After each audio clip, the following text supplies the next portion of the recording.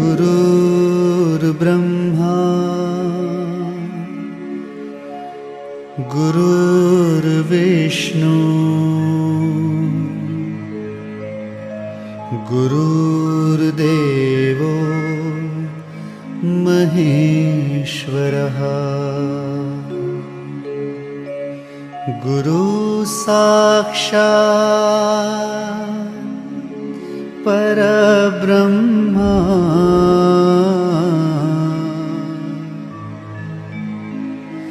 तस्मै श्री गुरुवे नमः।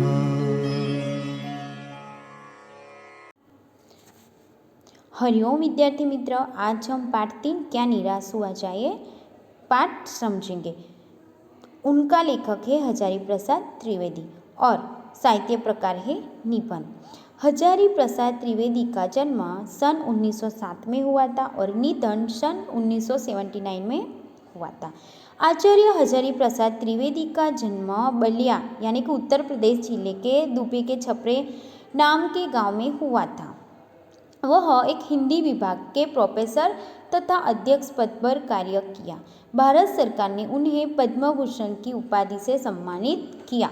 हिंदी साहित्य जगत में त्रिवेदी जी एक निबंधकार, उपन्यासकार, समालोचक तथा शोधकर्ता, इतिहासकार के रूप में प्रचलित थे। उन्होंने अशोक के फूल, विचार प्रवाह, कुटज, कल्पलता आदि निबंध संग्रह, बाणभट्ट की आत्मकथा, पुनर्वास, चारुचंद्र लिख, अनाम दास का पौधा, उपन्यास तथा कबीर, सूरदास, हिंदी साहित्य का आदिकाल, साहित्य सहचर, हिंदी साहित्य उद्भव और विकास आदि आलोचना और इतिहास ग्रंथ लिखे हुए हैं।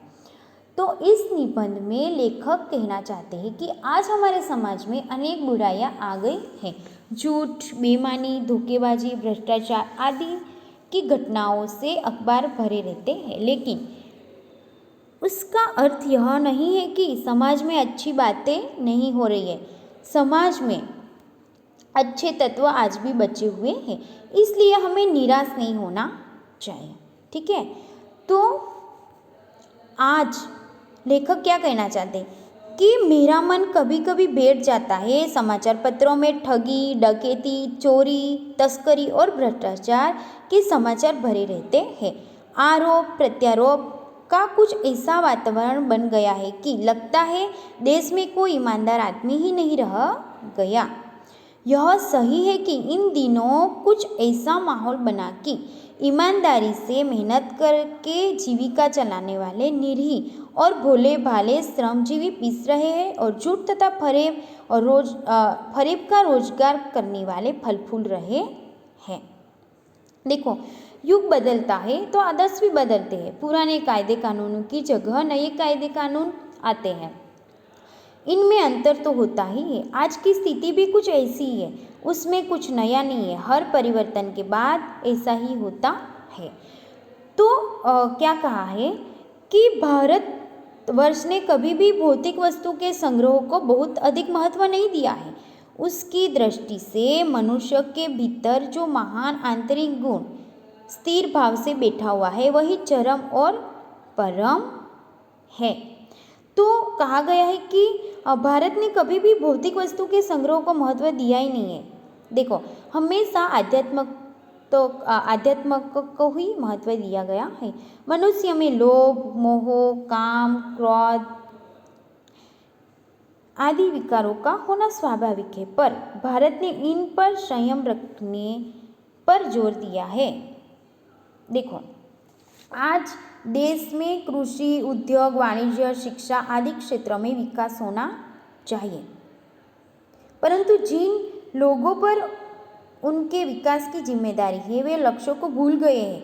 वे देश हित को भूलकर अपनी सुख सुविधा जुटाने में लगे हुए हैं। वे भारत के पुराने आदर्श को भूल गए हैं। देश में आज क्या हो रहा है, देखो कि देश में आज भी धर्म को कानून से बड़ा माना जाता है। सेवा, ईमानदारी, सच्चाई और आध्यात्मिकता के मूल्य आज भी बने हुए हैं। तो दोषों का पर्दाफाश करना बुरी बात नहीं है। बुराई यह मालूम होती है कि किसी के आचरण के गलत पक्ष को उद्घाटित करके उसमें रस लिया जाता है और दोषों उद्घाटन को एकमात्र कर्तव्य मान लिया जाता है। बुराई में रस लेना बुरी बात है, अच्छाई को इतना ही रस उजागर न करना और भी बुरी बात है। देखो बेटा कि लेखक कहते हैं कि हमें हमेशा हमारे जो आदर्श है, हमारी जो संस्कृति है, उसको हमें क्या करना चाहिए, भूलना नहीं चाहिए। हमें अपनी जो प्राचीन संस्कृति को भूल गए हैं और पाश्चात्य संस्कृति को अपना रहे हैं। इसके कारण ही आज क्या हो रहा है, हमारे जो पुराने आदर्श नष्ट हो रहे हैं। तो ये बात को समझाने के लिए क्या हो रहा है कि दो घटना लेखक यहाँ पे अपने जीवन में जो घटी हुई है वो हमें बताना चाहती हैं। ठीक है, तो एक बार लेखक रेलवे टिकट खरीदते समय टिकट बाबू को 10 रुपये की जगह 100 रुपये का नोट दे दिया, लेकिन टिकट बाबू ईमानदार था। उसने रेल के डिब्बे में लेखक को खोजकर उन्हें 90 रुपये लौटाकर अपनी ईमानदारी का परिचय दे दिया। और उसी तरह दूसरी घटना है। तो एक बार क्या हुआ कि एक बार लेखक अपने परिवार के साथ बस यात्रा कर रहे थे। रात को जंगल से गुजरते समय बस खराब हो जाती है। बस कंडक्टर साइकिल लेके चला जाता है। बस यात्री ड्राइवर पर अपना गुस्सा निकालते हैं और वे उसे मारने के लिए तैयार हो जाते हैं। तो तभी क्या होता है कि दूसरी तरफ लेखक भी भयभीत था। ड्राइवर को किसी तरह मारपीट से बचाया। 1.5-2 घंटे बीत जाते हैं और जो लेखक के बच्चे हैं वो भी क्या, भोजन और पानी के लिए व्याकुल थे। मेरी और पत्नी की हालत भी क्या हो गई थी कि बुरी हो गई थी। लोगों ने ड्राइवर को मारा तो नहीं, पर उसे बस से उतारकर एक जगह घेर के रखा। कोई भी दुर्घटना होती है तो पहले ड्राइवर को समाप्त कर देना उन्हें उचित जान पड़ा। तो देखो कि लेखक कहना चाहते हैं कि आज भी भले हमारे देश में पाश्चात्य संस्कृति को लोगों ने अपनाया है, लेकिन जो पुराने संस्कृति है, आदर्शों है, उसको अभी भी कोई ऐसे लोग हैं उसके दिलों में, उसके कार्यों में छुपे हुए हैं, जो ये दो घटना के द्वारा हमें लेखक ने दिखाया हुआ है। तो लेखक कहते हैं कि ऐसी अनेक घटनाएं हैं जिसमें लगता है कि हमें निराश होने की लगता है कि ऐसी अनेक घटनाएं हैं, उससे हमें बहुत बुरा लगता है, लेकिन हमें निराश होने की ज़रूरत नहीं है। देखो लेखक खुद कहते हैं कि मैं भी ठगा भी गया हूँ, धोखा भी खाया गया है, परंतु बहुत कम स्थलों में विश्वासघात नाम की चीज़ें मिलती है।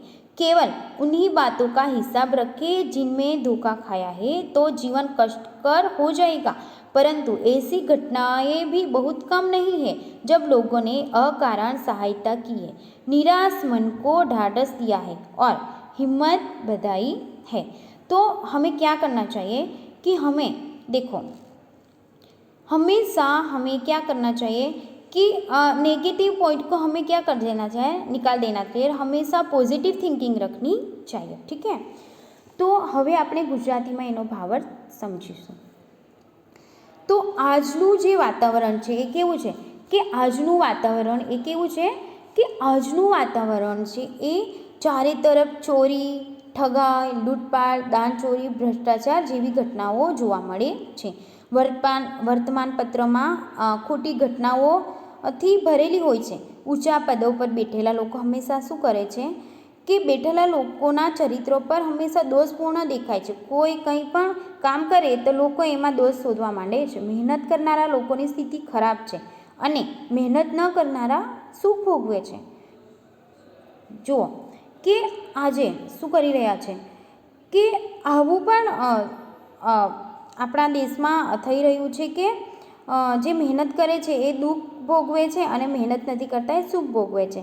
તો આજે જૂના અને નવા વચ્ચેનો સંઘર્ષ પણ થઈ રહ્યો છે। જો યુગ બદલાઈ ગયો છે ત્યારે આદર્શો પણ બદલાયા છે। જૂના કાયદા કાનૂનની જગ્યાએ નવા કાયદા કાનૂન આવે છે, એમાં તો અંતર તો હોય જ ને।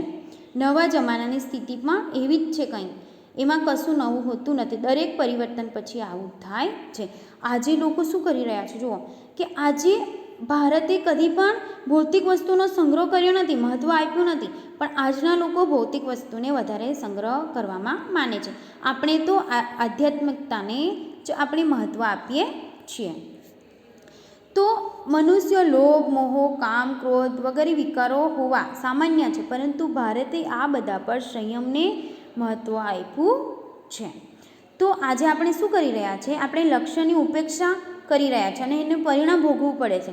તો આજે દેશમાં કૃષિ ઉદ્યોગ વાણિજ્ય શિક્ષણ વગેરે ક્ષેત્રોમાં વિકાસ થવો જોઈએ, પરંતુ જે લોકોને વિકાસની જવાબદારી સોંપવામાં આવી છે તેઓ લક્ષ્ય ભૂલી ગયા છે. તેઓ દેશ હિતને ભૂલીને પોતાની સુખ સુવિધા વધારવામાં લાગી ગયા છે. તેઓ ભારતના પ્રાચીન આદર્શો ભૂલી ગયા છે. તેઓ શું પ્રાચીન આદર્શો ભૂલી ગયા છે? ને એટલું જ નહીં, તેઓ શું કરી રહ્યા છે કે ભલે તેઓ પ્રાચીન આદર્શો ભૂલી ગયા હોય, પણ હજુ પણ પ્રાચીન આદર્શો બધા લોકોના દિલોમાંથી નષ્ટ થયા નથી. દેશમાં આજે પણ ધર્મને કાયદા કરતાં ચડિયાતો માનવામાં આવે છે. સેવા પ્રામાણિકતા સત્ય અને આધ્યાત્મિકતાના મૂલ્ય આજે પણ વિદ્યમાન છે. તો એ દ્વારા લેખક આપણને સમજાવવા માગે છે કે આજે પણ લોકો પ્રામાણિક હોય છે અને એ પોતાના જીવનમાં જે બે ઘટના થઈ હતી એ ઘટના દ્વારા આપણને સમજાવવા માગે છે.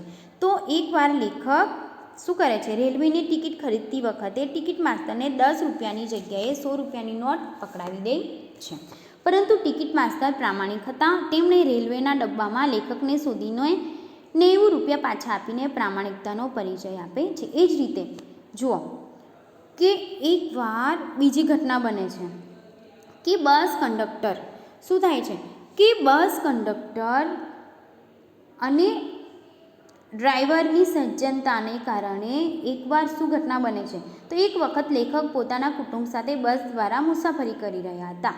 રાતના સમયે જંગલમાંથી પસાર થતી વખતે બસ બગડી છે. બસ કંડક્ટર સાયકલ લઈને ચાલ્યો ગયા બસમાંથી. તો બસના યાત્રીઓ ડ્રાઈવર પર પોતાનો ક્રોધ ઠાલવવા લાગ્યા. તેઓ તેને મારવા તૈયાર થઈ જાય છે. લેખકે કોઈક રીતે સમજાવીને તેમને રોક્યા.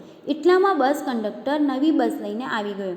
તે લેખકના ભૂખ્યા બાળકો માટે દૂધ અને પાણી પણ લેતો આવ્યો હતો. તો આવી અનેક ઘટનાઓ છે જેનાથી એમ લાગે કે આપણે નિરાશ થવાની જરૂર નથી. આ પાઠ અહીં સમાપ્ત થાય છે. અસ્તુ.